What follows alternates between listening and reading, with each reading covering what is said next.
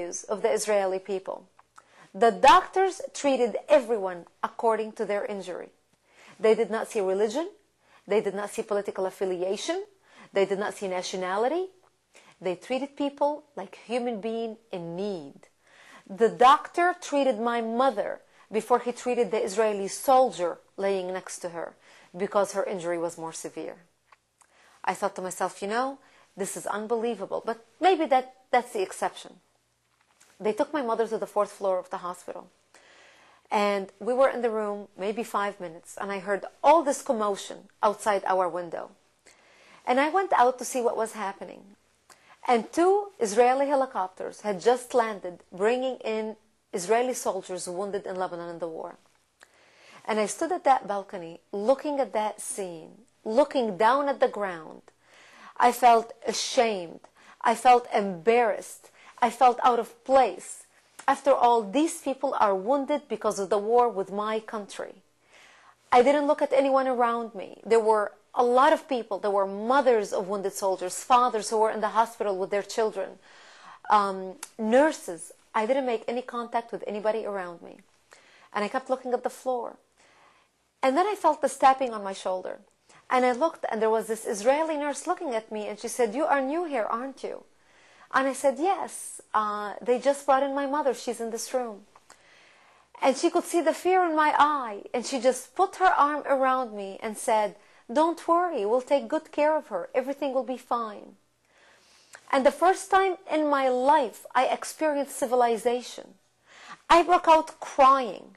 I broke out sobbing because I experienced the compassion and love that I knew, and humanity that I knew that my society would not be able to show their enemy. I knew for a fact that if I was a Jew standing on the 4th floor of a Lebanese hospital, I will be lynched and thrown down to the ground as shouts of joy, of Allahu Akbar, will echo through the hallways of the hospital and down the surrounding streets. When the Israelis found out that there were Lebanese wounded in Israeli hospitals, they came in bringing presents. They came in extending a peaceful hand. They came in bringing chocolates. They would visit the wounded families and they would say, "What can we do for you? What can we bring you? Our homes are your home. If you need to stretch, if you need to sleep, if you missed bringing something from home, please let us bring it to you." It was unbelievable. I became friends with the families, with the mothers and the sisters of the wounded soldiers in the hospital. One in particular, Rina Potashnik, I'll never forget her name. Her only son, Amir, who was 19 years old, was wounded in the hospital in his eye, and he lost sight of that eye. And she became like my surrogate mother. I spent a lot of time with her because I was with my mom in the hospital for 22 days. And I would go visit Rina, and one day in particular, the Israeli army band came to play songs to lift the Israeli soldiers' souls. They came to play national songs, and I was visiting with her in her room, and they came to play the song, and they stood around Amir's bed.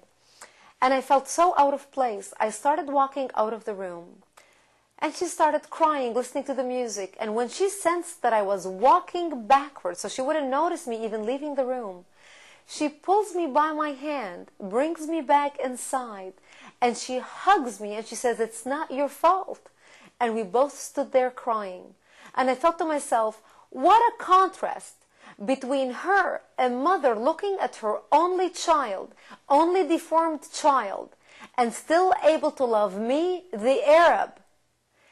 What a contrast between her and a suicide bomber's mother who sends her only son and daughter to strap bombs around themselves and blow themselves up to smithereens just to kill a Jew or a few Jewish children. I spent 22 days at the hospital. Those days changed my life. Those days changed the way I believe information. I watched television. I listened to the radio because I realized I was fed a fabricated lie about the Jews and about Israel that was so far from reality. I realized that it was my culture that taught hate. It was my culture that was unable to love and show compassion to their enemy in their time of need, the way the Israelis were able to show compassion to the Palestinians, to the Muslims, to the Lebanese at their time of need. And I realized the difference in values and character between the Arabic society and the Israeli society. And that's basically where the problem stems from. It's a difference in values. Well, then what happened after your mother finished her treatment in the hospital? When my mother finished her treatment in the hospital, we had to go back to Lebanon. I was delighted to be back because I missed my father so much. We had been gone for a while.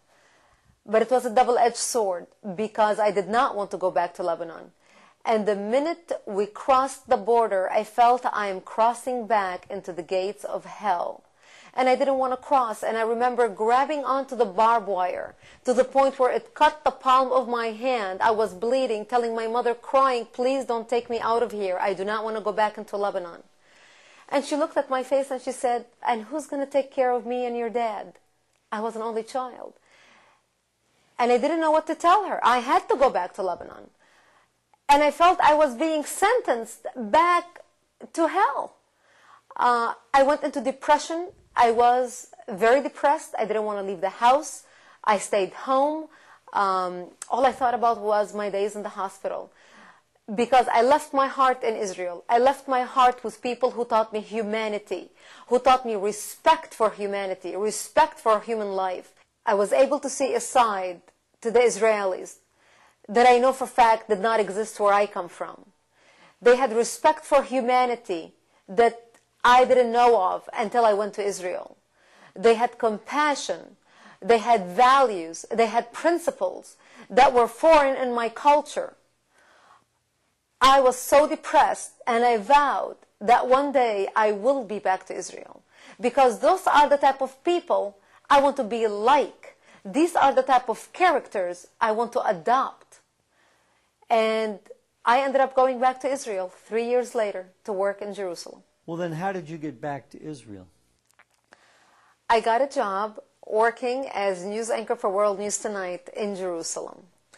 And it was a dream come true. I never, beyond my wildest dream, ever thought that I will be able to go work in Israel in such a profession that gave me the ability to meet world leaders and be exposed to information and be able to judge information that was not filtered through the Arabic filters and through the Arabic propaganda. I was able to make decisions and learn about situations in the world where I can evaluate and form an opinion, my own opinion, based on factual information without the exaggeration and the propaganda of the Arabs. It also gave me an insight into the Palestinian culture and into the Israeli culture, because Jerusalem is the pinnacle of East meets West. In Jerusalem, you have the western side of the city where the Jewish people live, and you have the eastern side of the city where the Arabs live. And the contrast is blinding. It really shows you the difference in the culture and in the values of the two people. It also taught me about the exaggeration of the media, the Arabic media, and what truly was happening in the territories. We had friends in Bethlehem, and we would go visit our friends in Bethlehem. And our friends were Christians. And it got to the point where the Christians were afraid for their lives because they were so intimidated by the Muslims, by the Palestinian Muslims. The Palestinian Muslims would go into Christian cemeteries. They would break the crosses. They would dig the bodies. And when we would do interviews with these Christians, we had to disguise their face because their life was threatened just because they were telling the truth. Because if their Muslim neighbors ever found out that they're speaking about